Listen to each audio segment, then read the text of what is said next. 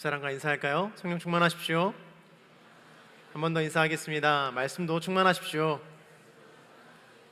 하나님과 동행하며 예배하고 전하는 하늘 공동체 되기를 축복합니다. 요한계시록 6장부터 16장까지가 요한계시록에서 가장 해석하고 가장 이해하기 어려운 부분 중에 한 부분입니다. 특별히 이단들이 잘못 해석하고 성도들을 혼란스럽게 하는 부분들이 참 많이 나타나 있습니다. 6장부터 살펴볼 내용에 대해서 저는 최대한 성경 원문에 가까운 내용이 반영되도록 설명할 거예요. 그 안에서 우리가 어린 양 예수님의 뜻과 하나님의 섭리와 계획을 발견하게 되기를 축복합니다. 다소 어려운 내용이 있고 또 이해가 되지 않는 부분이 있겠지만 그 부분을 이해가 되기 위해서 임의적으로 해석하거나 과도하게 해석하지 않으려고 해요. 그래서 여러분들 혹시나 이해가 되지 않는 부분이 있더라도 은혜로 남겨두시고 하나님께서 우리를 통하여서 또 말씀을 통하여서 또 신학자들이나 다양한 방법을 통하여서 풀어주시리라 믿습니다. 요한계시록의 장르는 한 가지로 되어 있지가 않아요. 이 세 가지로 섞여 있는데 첫 번째는 서신의 형태를 띠기도 하고요, 두 번째는 예언의 형태를 띠기도 하고 마지막 세 번째는 묵시의 형태를 띠고 있습니다. 이 서신은 말 그대로 편지예요. 요한계시록의 내용은, 이 편지의 내용은 우리가 앞서 설교했던 것처럼 7 교회를 향한 편지를 담고 있죠. 이 교회에는 성도의 본분을 다하고 감사하고 감내하며 이겨내라, 주님의 말씀을 지키고 끝까지 충성하라는 이 권면의 편지의 내용을 담고 있죠. 예언서의 내용은 기억하라라는 것입니다. 당시의 상황 속에서 황제 숭배나 유혹에 넘어가지 않고 견고하게 서서 영적인 눈을 들어 주님께서 다시 오실 것을 기대하라라는 것이죠. 주님께서 구원하실 것들을 기대하라라는 것이죠. 이 묵시문학은요, 어떤 이상이나 상징을 통해 하나님의 뜻을 설명하는 것을 말해요. 그러니까 직접적으로 드러내 보이지 않고 은연중에 그 뜻을 보이는 것입니다. 그러니까 마치 그림을 통해 이 작가의 생각이나 뜻을 표현하는 것처럼 어떤 상징을 이용해서 뜻을 나타내는 거예요. 왜 요한계시록에 이런 묵시적인 요소가 있을 수밖에 없는가? 요한계시록을 썼던 시대에는 이 도미티안 황제의 핍박을 받던 시대였거든요. 그러니까 핍박을 받는 시대이기 때문에 어떠한 특정한 인물, 특별히 도미티안 황제라든지 핍박을 하는 사람들이라든지 이런 특정한 사람들을 거론할 수 없었기 때문에, 그리고 특정 사건에 대해서 거론할 수 없었기 때문에 이 묵시적, 은유적으로, 비유적으로 표현한 것입니다. 그래서 일곱인이나 나팔이나 대접이나 이런 것들이 나타나는 거예요. 오늘 본문에서 4가지의 말이 나타나고 또 색깔도 나타나는 것들을 볼 수 있습니다. 앞으로도 더 보게 될 텐데 이것들이 무엇을 의미하는지, 성경의 원문은 뭐라고 설명하는지 함께 살펴보기를 원합니다. 6장부터 16장까지는 우리가 이걸 쭉 살펴볼 텐데 일정한 패턴, 사이클이 등장하거든요. 7개의 인이 나타나요. 그리고 7개의 나팔이 나타나고 7개의 대접이 나타납니다. 이게 순서대로 7개의 인과 7개의 나팔과 7개의 대접이 나타나는 거예요. 그리고 7개의 배열은 아무렇게나 배열되어 있지 않고 7개의 인이든 나팔이든 대접이든 그 7개 중에 4개가 먼저 묶여 있습니다. 그리고 2개가 묶여 있어요. 그리고 막간이라는 것이 등장하고, 막간은 쉬는 시간 같은 거예요. 막간이 등장하고, 그리고 나서 7번째 인, 최종인, 최종적인 하나님의 음성과 말씀과 계시들이 나타나는 것이죠. 정리하면 이 다음 표와 같습니다. 이렇게 되는 거예요. 7개의 인나팔 대접이 있고, 그 7개가 4개가 묶여 있고 2개가 묶여 있고 그 사이에 막간이라는 것이 있습니다. 그리고 한 개가 마지막에 나타나는 거예요. 근데 여기서 중요한 게 무엇이냐면 네 개와 두 개가 묶여 있는데 이 두 개의 마지막, 즉 여섯 번째는 예수님이 오시기 직전의 진노를 이야기하고 있어요. 즉 여섯 번째는 도미티안 황제의 때가 아니라 마지막 때의 진노를 이야기하고 있는 것이죠. 그러니까 앞에 네 개와 그리고 한 가지, 다섯 번째의 한 가지는 이 도미티니아스 황제 때의 이야기를 할 수도 있어요. 할 수도 있고 아닐 수도 있어요. 근데 대개는 맞다라고 이야기를 해요. 근데 마지막 여섯 번째는 도미티아누스 황제 때가 아니라 지금 우리가 살아가고 있는 이 시대를 이야기하고 있는 것이죠. 이와 같이 세 번이 반복이 돼요. 인이라든지 나팔, 대접이, 이것이 세 번이 반복됩니다. 신학자들은 이거를 점진적 패턴 반복이라고 이야기를 해요. 유인 목사님께서도 말씀하셨지만 이런 것들을 통해서 계속해서 점진적으로 주님의 심판과 위대하심을 반복해서 알려주는 것이죠. 할렐루야. 고개를 숙이지 마세요. 깊은 영면에 들 수 있어요. 수면에 이렇게 찾아들 수 있으니까 저를 보세요. 앞을 보세요. 고개를 숙이지 마십시오. 오늘 위험합니다. 네. 그래서 6장부터 1절, 8절, 1절과 8절까지는 첫 번째 인과 네 번째 인이 나타나요. 이것은 세상에 임할 하나님의 심판을 뜻하고요. 6장 9절에서 11절까지는 다섯 번째 인, 네 번째 인, 하나, 둘, 셋, 네 번째와 다섯 번째는 좀 다르거든요. 다섯 번째 인이 나타나요. 이것은 교회가 받을 고난과 핍박을 이야기하고 있고요. 여섯 번째 인은 6장 12절에서 14절까지 나타나는데 이것은 주의 재림과 마지막 때의 심판을 나타내고 있습니다. 그리고 7장, 우리가 알고 있는 그 14만 4천 명이 막간이라는 그 장면을 통하여서 마지막 일곱 번째 인과 여섯 번째 인 사이에 들어가 있어요. 약간 쉬는 시간이 있는 거죠. 막 인, 나팔, 대접으로 막 이런 것들이 몰아치다가 갑자기 뚝 다른 이야기가 나오는 거예요. 그리고 나서 마지막 일곱 번째 인이 8장에서 등장하는 것이죠. 오늘 본문에서 등장하는 이 네 마리의 말은 이미 스가랴 6장에서 기록되고 예언되었어요. 흰 말이라든지 붉은 말이라든지 검은 말이라든지 어롱진 말, 이런 식으로 말이 이미 등장했거든요. 이는 온 땅을 살피는 하나님의 전령들이며 모든 곳에 주님의 통치와 심판이 있을 것이다 라고 이야기하고 있는 거예요. 네 말이라는 것은 동서남북을 뜻하고 있어요. 이것은 모든 전방위적으로 주님의 통치가 이 세계 가운데, 열방 가운데, 지구 가운데 있을 것이다 라는 것이죠. 이것과 유사하게 요한계시록에서도 오늘 본문에 네 가지의 말이 나타납니다. 흰 말과 붉은 말과 검은 말과 이 푸르스름한 청황색 말이 나타나는 것이에요. 오늘 그 첫 번째 인을 떼시는 예수 그리스도 그 흰말을 함께 살펴보도록 하겠습니다. 1절부터 2절까지의 말씀입니다. 함께 봉독하겠습니다. 시작.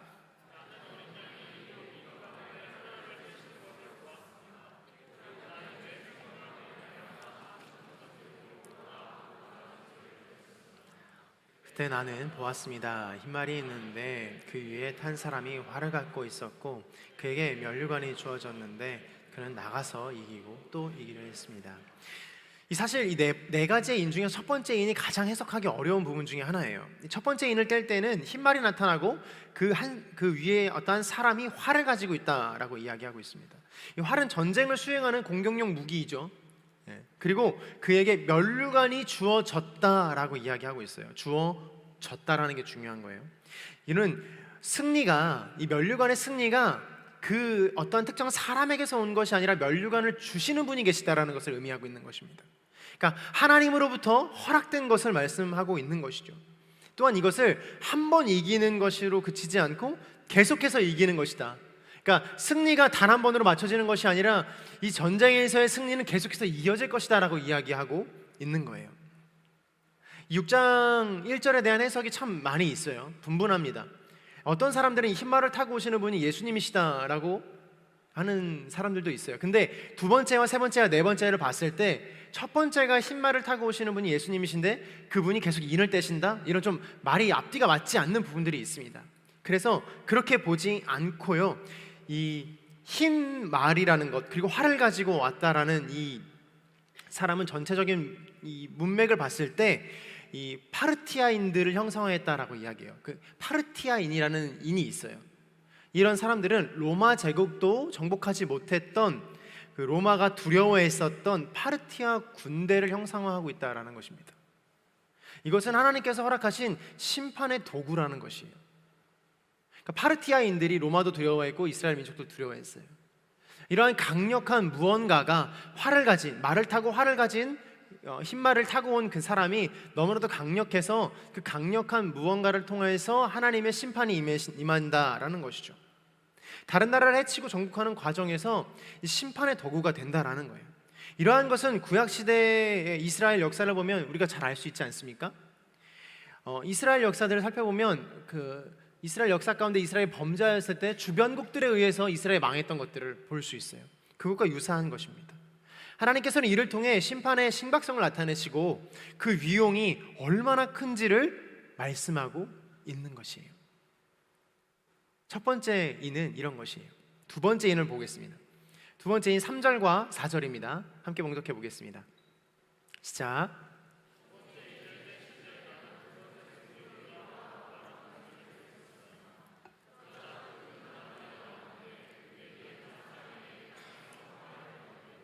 사람들끼리 서로 죽이게 하는 권세가 주어졌고 또 그 커다란 칼도 주어졌습니다. 두 번째 인은 붉은 말과 칼을 이야기하고 있어요. 그러니까 예수님께서 두 번째 인을 떼실 때 붉은 말이 등장하고 서로 죽이는 권세가 있고 커다란 칼이 주어졌다라고 이야기하고 있습니다. 이 붉은 것은 피와 같이 붓다라는 것이거든요. 다시 말해서 피 흘림 그 자체를 의미해요. 큰 칼은 전쟁의 상징이죠. 서로 죽고 죽이는 전쟁이 발발한 것입니다. 이때에는 화평이 없고 평화가 없는 거예요. 시기와 질투 그리고 서로를 향해 든 칼이 서로의 생명을 앗아가는 일들이 일어나게 되는 것이죠. 전쟁이라든지 다양한 방법으로 사람들이 많이 죽어가고 있지 않습니까? 이것이 하나님의 진노의 마지막 때다 이런 것들을 설명할 수 있고 확정할 수 있는 방법은 없지만 우리는 알 수 있어요. 마지막은 아니죠. 세 번째인 함께 보겠습니다. 세 번째는 검은 말입니다. 5절과 6절입니다. 시작.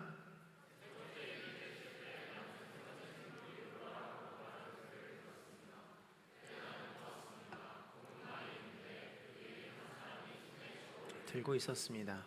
그때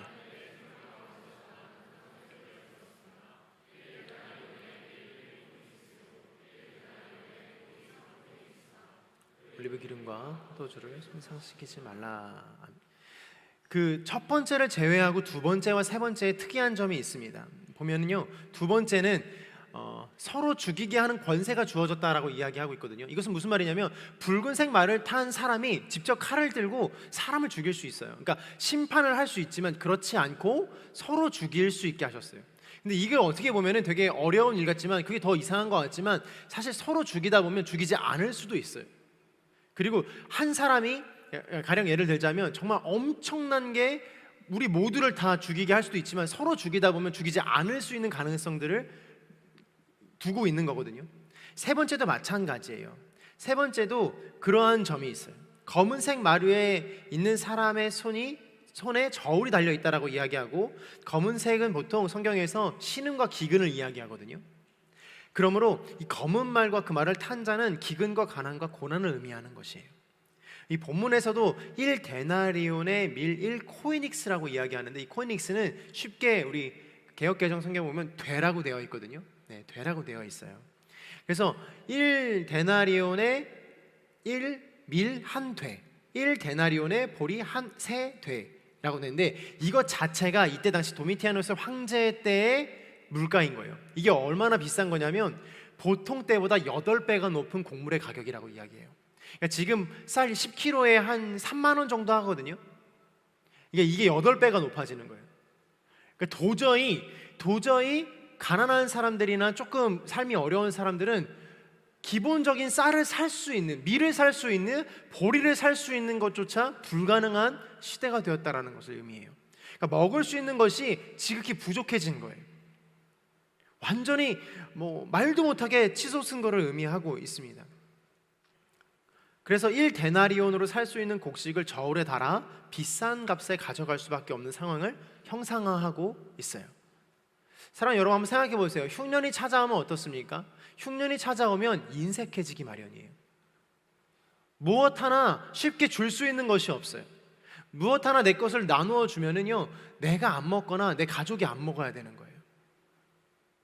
레위기의 말씀처럼 이 화덕에 빵을 구워 저울에 달아줄 것이며 너희가 먹어도 배부르지 않을 것이다 라고 이야기하고 있어요. 이건 무슨 말이냐면 저울에 달아서 먹는 것들은 배부르지 않다라는 거예요.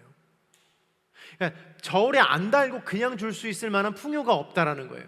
꼭 저울에 달아서 분명하게 나눠야 되고 저울에 달아서 정확한 양을 줄 수밖에 없는 그런 궁핍함이 있다라는 것이죠. 그러나 주님께서는요, 다시 이 기근의 뒷부분에 단서 조항을 한 가지 더 답니다.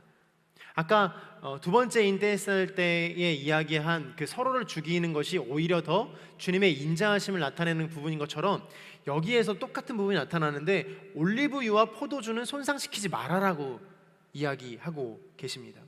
이 올리브 나무는요, 열매를 맺기까지 5년이라는 시간이 걸린대요. 그러니까 1회 농작이 아니라요, 5년 동안 이 나무를 잘 키워야 되는 거예요. 건강하게 키워야 5년 만에 올리브 열매를 얻을 수 있는 거죠. 그리고 좋은 올리브 오일을 얻기 위해서는 15년이나 20년 동안 숙성을 해야 되는 것이죠. 그러니까 올리브 오일을 얻는 것이 너무나도 어려운 일인 거예요. 포도원의 조성을 위해서도 수많은 시간들이 걸려요. 저 어렸을 때 포도원에서 자랐거든요. 포도원 되게 안 믿어져요? 되게 시골에 자랐기 때문에 포도원에 이렇게 포도원이 있었어요. 제가 경기도 시흥에서 자랐는데 경기도 시흥이 포도가 유명해요. 그래서 포도 끄덕거리는 사람도 시흥 출신인가 봐요. 그래서 포도를 키우려면은 손이 진짜 많이 가요. 포도가 열매가 맺기 시작하면은 거기에 이제 약을 안 치려면 부지런히 가가지고 거기를 이렇게 종이 같은 걸로 감싸야 돼요. 그게 종이가 상하면 또 그걸 종이를 해주고 다시 싸야 돼요. 이거를 열매가 다 맺을 때까지 해야 돼요. 포도는 정말 손이 많이 가는 작물 중에 하나거든요. 나무를 기르는 것도 굉장히 어려워요. 병충해에 취약해서 되게 쉽게 잘 자라지 않습니다. 올리브유와 포도주를 손상시키지 말아라는 거예요. 이때 당시 올리브유와 포도는 이들의 가장 근본적인 생활을 유지하는 데 필요한 것들이었거든요. 실제로 전쟁 당시에 전쟁을 하는 군인들이 올리브 나무와 포도나무를 파괴하는 것이 주 임무이기도 했어요. 그들의 모든 것들을 파괴시키는 거예요. 이들이 다시 살아날 것들을 완전히 짓밟아 버리는 거죠.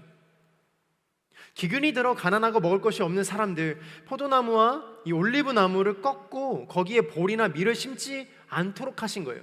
사람들이 너무나도 기근이 처하게 되면 포도나무나 올리브유를 꺾고 거기에 밀이나 보리를 심을까 봐 주님께서 여기에 하지 말라라고 단서 조항을 딱 다신 것이죠. 이것은 지금 당장 눈앞의 필요를 위해서 앞으로 살아갈 중요한 것을 잊어버리지 말라라는 거예요. 사랑하는 여러분, 여기에 영적인 의미가 있습니다. 그냥 단순히 먹을 게 없어지니까 하지 말라라고 말씀하시는 게 아니에요. 우리의 인생도 마찬가지 아니겠습니까? 우리의 인생도 당장 앞에 있는 것들을 해결하고 당장 앞에 있는 것들이 너무나도 크기 때문에 이것들의 시선을 빼앗기 시작하면 장차 오실 예수님이라든지 주님께서 하시는 원래 오리지널 디자인에 대한 말씀들을 잊어버릴 때가 너무도 많다라는 것이에요. 중요한 것을 잊어버리지 않아야 되는 것이에요. 네 번째 인을 보도록 할게요. 네 번째 인 7절과 8절입니다. 시작.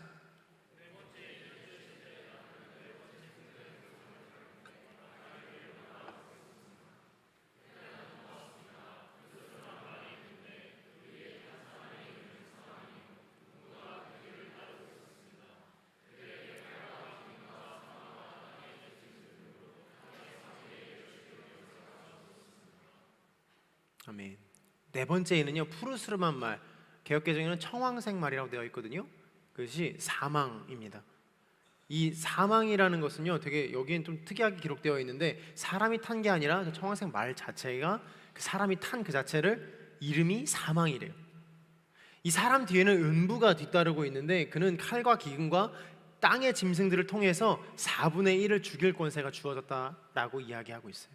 이 4분의 1의 의미는 죽음을 눈앞에 둔 순간에도 이 대재앙이 전면적으로 일어나지 않도록 주님께서 제한적인 심판이 이루어지도록 하고 계시다라는 거예요. 자, 돌아봅니다. 빨간색에서 서로 싸우게 했던 것도 제한적인 심판인 것이에요.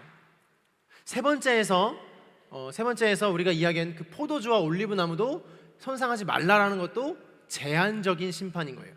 여기 네 번째에 나오는 프루스르마 말, 이 사망에서도 4분의 1을 죽일 권세라는 것은 4명 중에 1명만 죽여서 심판하라는 거예요. 그러니까 결국 제한적인 심판이라는 것이죠. 앞에서 살펴보았던 이 모든 것들이 하나님의 어떤 심판, 예수 그리스도의 심판이지만 결국에는 그 심판 안에 계속해서 주님의 사랑들이 나타나고 있다는 것을 우리는 캐치해야 돼요. 오늘 말씀해 주시는 영적인 의미는 바로 언젠가 우리 인생 가운데 심판이 찾아오고 고난이 찾아오고 아픔이 찾아오고 낭망이 찾아오고 낙심이 찾아올 때 반드시 주님께서 주님의 사랑을 거기에 묻혀놓으신다라는 거예요. 절대적인 심판의 날에도 그 재앙의 때에도 여전히 하나님의 도우심과 사랑이 존재한다라는 것이에요. 할렐루야. 죄인들의 죽음을 보시며 아유 너 미안합니다 이쪽에 계신 분들, 아유 너 그럴 줄 알았어. 너 그럴 줄 알았어. 너 그럴 줄 알았어. 너 심판받는 거 당연해. 너 그럴 줄 알았어. 딴 사람 보고 있어요 지금. 여러분 보고 있잖아요. 그렇게 하시는 주님이 아니라, 그렇게 하시는 어떤 천사의 무리들이 아니라 정말 끝까지 회개하고 돌이킬 수 있도록 마지막 그 심판날에조차 주님께서 기회를 주고 계시다라는 것이에요. 이 심판이 나와 도대체 무슨 상관이 있겠는가라고 생각하실 수 있겠지만, 사랑하는 여러분, 성경은 분명히 이야기하고 있어요. 의인은 없되 단 한 명도 없고 하나님의 이 공의로우심 안에서 심판을 피해갈 자가 없다라고 이야기하고 있습니다.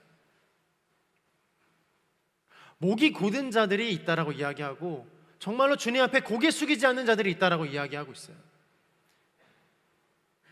그거 해봐서 뭐해? 예수님 믿어서 뭐해? 라고 이야기하는 내 마음에 이 고백들이 있습니다. 할렐루야. 기지개 한번 필까요? 자, 좀 이렇게 푸세요. 괜찮습니다. 뭐 설교가 좀 어렵고 힘들 수도 있고 내용이 자체가 어려우니까 자, 좀 이렇게 좋습니다. 중요한 이야기를 하는 거예요. 사랑하는 여러분, 정말로 중요한 이야기를 하고 있는 거예요. 오늘 뒷부분에서도 나누겠지만 이 앞부분의 이 네 가지 인이 누구에게 해당하는가에 대해서 오늘 이야기를 나눌 거예요. 오늘 9절의 말씀을 보겠습니다. 9절입니다. 함께 봉독하겠습니다. 시작.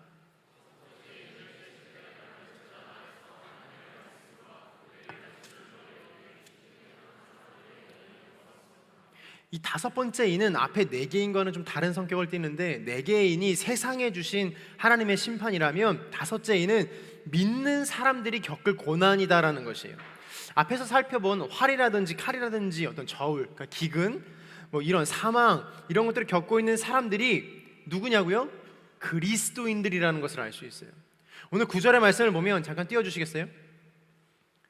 다섯 번째 인을 떼실 때 나는 제단 아래에서 하나님의 말씀과 그들이 가진 증거로 인해 죽임을 당한 사람들의 영혼을 보았다라고 기록하고 있어요.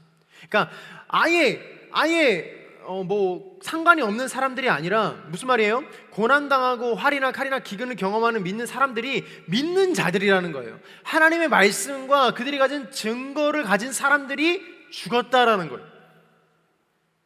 세상이 주는 하나님의 심판이 믿지 않는 사람들, 정말 예수님을 핍박하고 적대시하는 그런 사람들에게 주는 심판과 시련이 아니라 믿는 우리들에게 주는 심판이라는 것이에요. 성경은 여러분 분명히 기록하고 있어요. 주여 주여 하는 자마다 천국에 갈 수 없다라고. 오늘 이 요한계시록 6장이 굉장히 우리에게 큰 의미가 있는 것은요, 우리의 인생 가운데 돌아올 것이 너무나도 분명히 있다라는 거예요. 이 재앙들이요, 믿지 않는 사람들, 예수 그리스도를 욕하는 사람들에게 주어진다라는 게 아니에요. 우리는 이거에 대해서 굉장한 경각심을 가져야 돼요.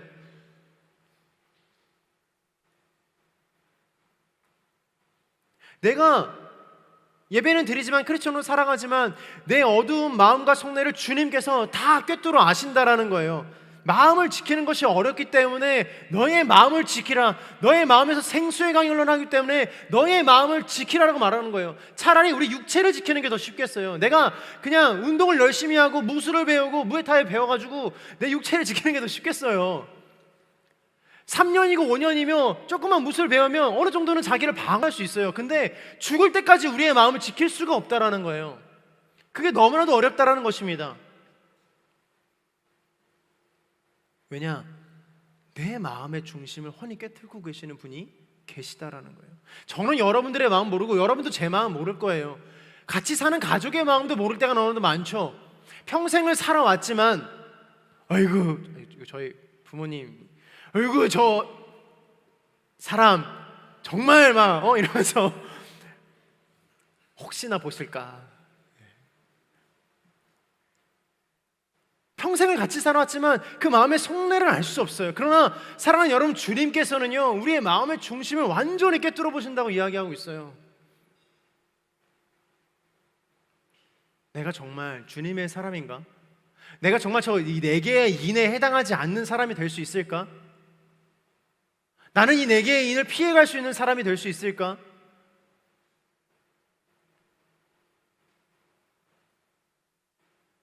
그러므로 6장의 인을 떼며 심판을 하시는 장면은 세상에 타락한 사람들이나 예수 그리스도를 핍박하고 없다고 말하며 조롱하는 사람들이 아니라 우리 믿는 사람들을 향한 주님의 마지막 경고 메시지인 것이에요. 성경을 잘 보세요. 앞에 7교회에 대해서 이야기하고 판단하셨어요. 그리고 바로 이야기 나오는 것이 믿는 사람들에 대한 이야기인 것이에요. 너희 잘 믿고 있는가? 너희 잘 믿고 있니? 에 대한 이야기인 거예요. 사랑하는 여러분, 그렇게 5째 인이 마치고 6번째 인이 등장하는데 오늘 주님께서 하시는 마지막 경고가 등장해요. 12절부터 14절까지의 말씀을 함께 보도록 하겠습니다. 시작.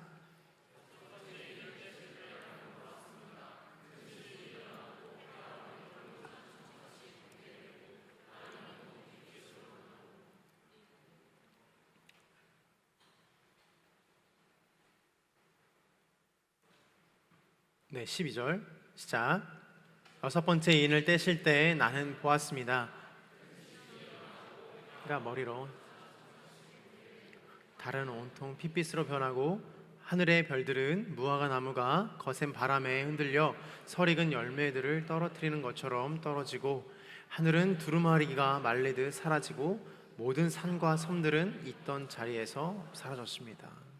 앞에서 살펴본 첫 번째부터 이 4번째 그리고 마지막 5번째까지는요 이 예수님이 오시기 전 이 도미티안 황제의 핍박 때 묵시문학으로 형상화해서 그들 믿는 사람들에게 경고를 주셨어요. 근데 6번째 인을 떼실 때는 도미티안의 핍박 때가 아니라 예수님이 오시기 전 마지막 진노 때라 이야기하고 있어요. 예수님께서 재림하시기 직전에 이 대환란, 큰 어려움이 있을 것이라는 것은 모든 교회나 교파나 많은 성경학자들이 동일하게 동의하는 거예요. 여기에는 의견이 없어요. 지진이 일어나고 해가 검게 되고 온통 핏빛으로 변하고 별들이 떨어지고 모든 산과 섬들이 있던 자리에서 사라지는 그런 상상하기조차 힘든 일들이 일어날 것이다라고 성경은 분명히 이야기하고 2000년 동안 많은 성경학자들이 이것은 틀림이 없을 것이다라고 이야기하고 있어요. 내가 오늘 아침을 먹고 점심을 먹고 저녁을 먹고 내일 다시 아침 먹고 점심을 먹고 그리고 또 점심 먹고 아침 먹고 점심 먹고 아침 먹고 점심 먹고 저녁 먹고 이거 계속 반복한다 할지라도 결국에는 마지막 때에 심판과 재앙이 있을 것이다 라는 거예요. 그리고 더 중요한 것은요 이 큰 환난을 누가 견디겠냐라는 거예요. 누가? 오늘 본문 17절의 말씀입니다. 제가 읽어드릴게요. 이는 그들의 큰 진노의 날이 이르렀기 때문이다. 누가 견뎌낼 수 있겠느냐라는 거예요. 누가 이 어린 낭의 진노를 능히 견딜 수 있겠느냐라는 거예요. 여러분 생각해 보십시오. 인을 떼는 게 첫 번째, 두 번째, 세 번째, 네 번째를 보면서 계속해서 주님께서 그 안에 사랑들을 이렇게 넣어 놓으셨어요. 벌하시지만 조금의 사랑, 벌하시지만 조금의 사랑, 벌하시지만 조금의 사랑, 주님을 바라볼 수 있는 것들을 계속해서 넣어 놓으셨어요. 근데 결국에는 마지막 때에 7번째 인을 딱 떼는 순간 이제는 더 이상 사랑이 없는 거예요. 이제는 더 이상 돌아갈 길이 없는 거예요. 예수님의 이 재림 직전에 큰 진노의 날이 이르렀으니 누가 견딜 자가 있겠느냐라고 성경은 우리에게 반문하고 있는 거예요. 너 견딜 수 있겠어?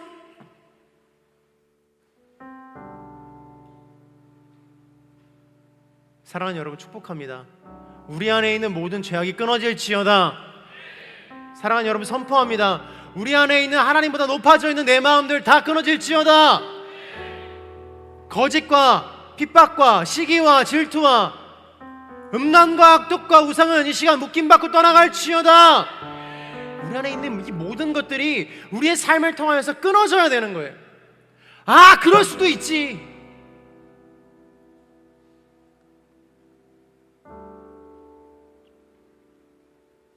제가 그 이서진 목사님하고 굉장히 오랫동안 사역 같이 했는데 누가 그러더라고요. 이서진 목사님 왜 끝날 때만 되면 화를 그렇게 내시냐. 저도 약간 그렇게 되더라고요. 화를 내는 건 절대 아니에요. 근데 너무나 분명한 마음이 있어서 그런 거예요. 이거를 진짜로 뭐 어떤 강연의 한 비법이나 스피치의 한 그런 걸로 여러분들에게 막 이렇게 푸시하거나 동요하는 게 아니에요. 그러지 않기 위해서 오늘 저 굉장히 캄다운하고 있어요. 이 내용이, 이 말들이 그냥 저의 어떤 이 감정이나 생각이나 이런 것들로 나갈까 봐. 오늘 성경은 분명히 이야기하고 있거든요. 누가 이걸 견디겠는가? 예수님의 그 찢어지는 가슴 아픔이 느껴지지 않으신가요? 분명히 돌아올 길은 주님께서 만들어 놓으셨어요. 돌아오라라고도 말씀하고 계세요. 우리는 마지막 때를 살아가고 있는 사람들이고 예수님의 때와 그리스도의 재림이 언제 정확하게 일어날지는 모르겠지만 부활신앙과 이 재림의 신앙으로 살아가야 해요. 그 이유는 우리의 본향이 주님의 나라에 있기 때문이죠. 할렐루야. 하늘나라를 사모하며 이 땅에서 나그네처럼 살아가는 사람들이 우리지 않습니까? 우리는 여기서 임시 체류하고 있는 거예요. 오늘 설교의 말씀의 제목처럼 우리는 무엇을 두려워하며 살아가야 하는가? 사람의 시선입니까? 성공입니까?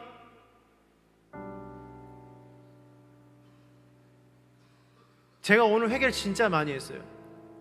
제가 아무래도 하늘 공동체에 이제 오고 여러분들을 사랑하고 공동체를 사랑하고 교회를 사랑하는 마음이 있어서 그런 거라고 저는 생각하지만 제 안에 스스로의 열정들이 있었어요. 근데 저도 하늘나라의 본향을 두고 살아가는 사람이거든요. 그러니까 아무래도 여러분들의 눈치도 보게 되고 교회의 눈치도 보게 되고 뭐 심지어는 너무나도 많은 것들을 바라보게 되더라고요. 너 근데 안 하기로 했어요.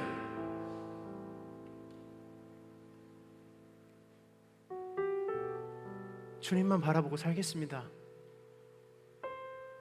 몇 해 년 전에 제가 정말 사랑하는 목사님 한 분 계신데 저 FA 1기 때 같이 저와 중국에서 사역하시던 박신우 목사님 계세요. 지금 얼바인 온누리교회 담당이신데 목사님 저한테 그러셨어요. 너 온누리교회 너가 평생 있을 교회 아니다. 근데 저 평생 있고 싶습니다. 하지만 평생 있을 교회 아니다 라고 말씀하셨어요. 주님께서 이끄시는 대로 가야만 할 때가 온다. 저는 그 마음을 아직도 제 마음속에 묻고 살아가거든요. 너무나도 좋은 교회고 너무나도 행복한 교회고 정말로 많은 교회들 비교하면 안 되겠지만 정말로 건강한 교회예요. 기회가 된다면 정말로 이 교회에서 많은 것들을 배우고 계속해서 사역하고 싶어요. 그러나 주님께서 가라고 하시면 가겠습니다요. 주님께서 하라고 하시면 발을 떼서 가겠습니다요. 그만하라고 하면 그만하고 가는 거예요.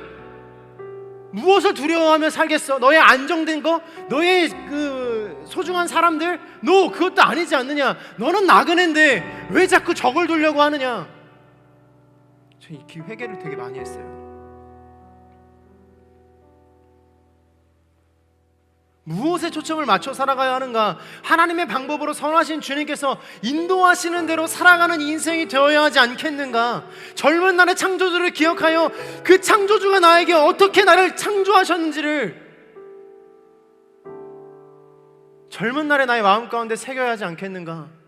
많은 폐악들과 많은 악독들이 내 안에 들어오기 이전에 그래도 내가 하나님 앞에 순수한 이때에, 그래도 내가 하나님 앞에 때묻지 않은 이때에 정말로 하나님 앞에 나아가 하나님의 말씀을 듣고 하나님의 말씀을 내 마음 가운데 새기며 하나님의 사람으로 살아가기를 결단하게 되기를 축복합니다.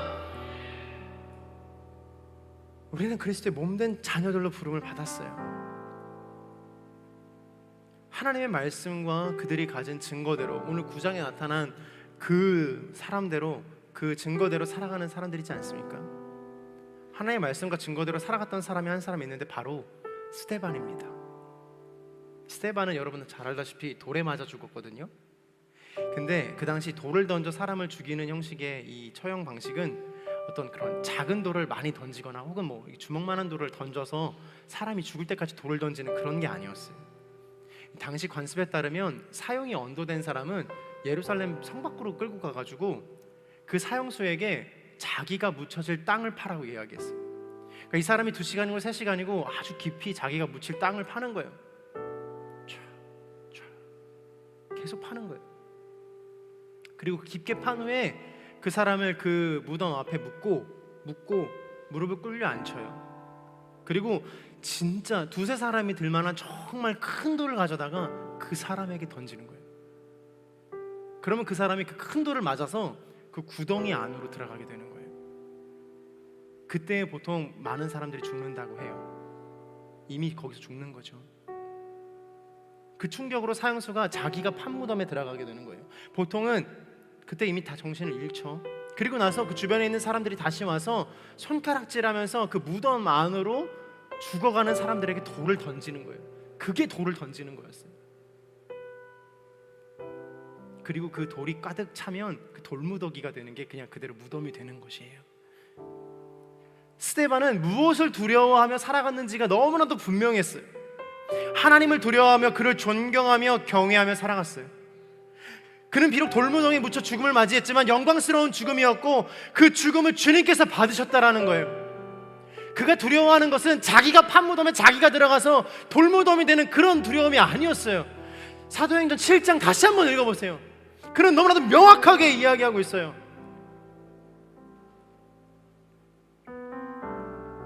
그리고 주님께서 그의 생명을 받으시고 그의 영혼을 받으시고 그가 목숨을 잃게 되죠. 순교하게 됩니다. 그 장면이 사도행전 7장 55절 56절에 나오는데 제가 읽어드릴게요. 그러나 스데반은 성령으로 충만해 하늘을 우러러 하나님의 영광과 예수께서 하나님의 오른편에 서 계신 것을 보고 이렇게 외쳤습니다. 보십시오, 하늘이 열리고 인자가 하나님의 오른편에 서 계신 것이 보입니다. 놀라운 사실이 뭔지 아세요? 이거 잠깐 띄워주세요. 창세기부터 요한계시록까지 유일하게 성경에서 인자께서, 그러니까 예수님께서 하나님의 오른편에 서 계신 장면이 스데반이 순교하는 장면이에요. 다른 곳은 다 보좌에 앉으신 어린 양이에요. 혹은 보좌 옆에 계신 어린 양이에요. 보좌 옆에 계신 예수님이에요. 근데 스데반이 본 장면은 주님께서 그 보좌 옆에 서 계시다라고 이야기하고 있는 거예요. 스데반이 신성 모독으로 순교하는 그 순간에 주님께서 하나님의 오른편에 서 계신 것을 스데반이 본 거예요.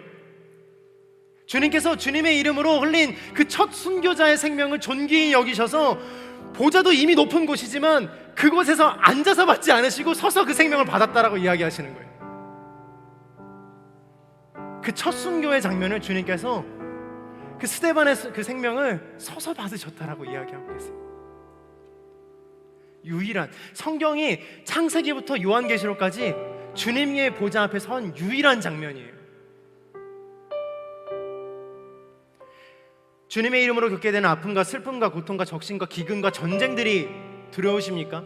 여러분들의 삶을 무너뜨릴 수 있는 관계나 사랑이나 성공이나 그러한 것들이 여러분들을 지배하게 두실 것입니까?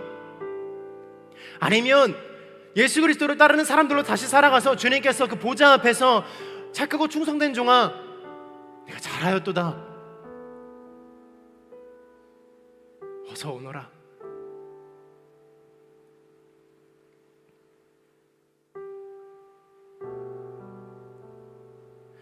사랑하는 여러분, 우리의 인생들에는 많은 어려움들과 그리고 이 세계를 보면 이해할 수 없는 일들이 많이 일어나죠. 주님, 왜 이런 일들이 있어야만 합니까? 주님, 왜 이렇게만 하셔야 합니까? 이해가 되지 않고 알 수가 없습니다. 이렇게 따져 물어야 우리의 마음이 시원할까요? 아니에요. 여러분, 어차피 그러한 일들은 우리의 악독과 죄 때문에 어차피 일어날 일들이었다고요. 주님과 전혀 상관없는 일이라고요. 사랑하는 하늘공동체 여러분, 진심으로 축복합니다. 저와 여러분의 신앙이 연약함을 떠나 주님만을 사모하고 따라가는 하나님의 사람이 되기를 축복합니다. 할렐루야. 오늘 성경 분명히 이야기하고 있습니다. 무엇을 두려워하며 살아갈 것인가?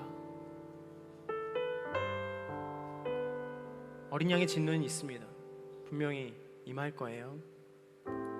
근데 그 안에는 분명히 하나님의 사랑이 있을 것이고, 그 하나님의 사랑에 반응하여 회개하고 다시금 주님 앞에 돌아오는 한 사람이 되는 것이 우리가 오늘 주님 앞에서 누리는 큰 은혜와 행복인 줄로 믿습니다. 우리가 모이는 교회는요, 우리가 모이는 이유는요, 어떤 위로의 메시지나 어떤 돌봄이나 어떤 인생의 고민에 해답을 찾고 다양한 것들, 그런 것들이 있지만 진짜 하나님의 말씀, 그 생명 되신 주님의 말씀을 듣기 위해서 모인 것이 아닙니까? 정신을 차리고 사단이 우는 사자와 같이 집어삼킬 자를 찾는다고 말씀하시는 이 시대 가운데 정신을 차리고 주님 앞에 기도하게 되기를 축복합니다. 정신 차리십시오.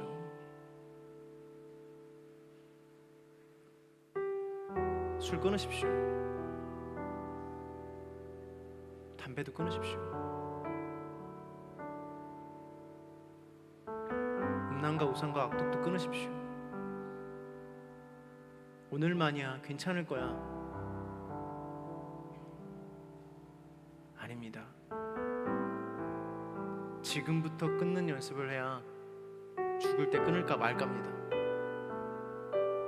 사랑하는 여러분, 이 말을 하고 있는 저도 여기에서 자유하지 않아요. 이 말을 하고 있는 저도 평생을 가져갈 숙제들과 가슴 아픈 이야기들과 죄악들과 아픔들이 있습니다. 그럼에도 불구하고 주님 앞에 우리가 이 마음을 내어놓을 때 우리가 주님의 그 사랑을 경험하고 마지막 때 주님을 두려워하여 건강하게 주님 앞에 그 자유와 그 사랑을 누리는 저와 여러분이 되기를 축복합니다. 제가 한번 같이 기도했으면 좋겠습니다.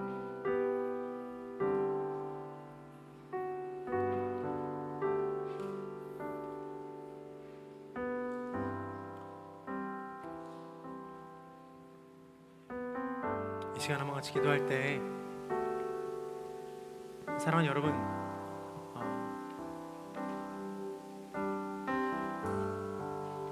기도를 왜 해야 하는지 아세요? 기도는요, 그 어떤 것보다도 강력한 믿음의 보증이에요. 그러니까 기도를 하는 것은 믿음이 있는다라는 증거거든요. 그러니까 믿음이 있어서 기도를 하는 게 아니고요, 내가 기도를 하기 때문에 믿음이 생기는 거예요. 믿음이 선제될 수 있어요. 믿음이 있기 때문에, 주를 향한 나의 믿음이 있기 때문에 기도를 할 수 있는 거예요. 기도를 해야지만 주님의 뜻을 알 수 있고, 입을 열어 주님을 찾아야지만 주를 발견할 수 있는 거예요. 내가 입을 열어 주에 대한 고백들과 내 죄에 대한 회개의 고백들을 해야지만 그 기도가 어떻게 주님 앞에 상달되고 그 기도가 어떻게 이루어져 가는지를 볼 수 있는 거예요. 아무것도 하지 않으면 아무 변화도 일어나지 않아요. 여러분, 초청합니다. 주님, 내가 오늘 다시금 주를 두려워하여 나의 안에 있는 모든 더러운 것들을 끊어내는 하나님의 사람이 되겠습니다. 그 자리에서 일어나십시오.